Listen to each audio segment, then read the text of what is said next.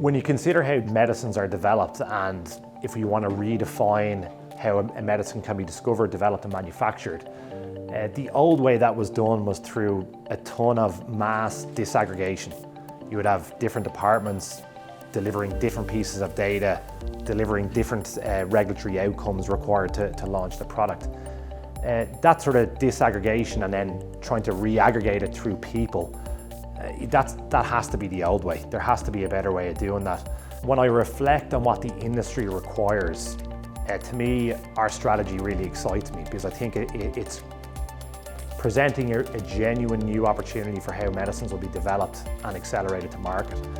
We're the medicine accelerator, and our mission is to accelerate the delivery of life-changing medicines to patients faster.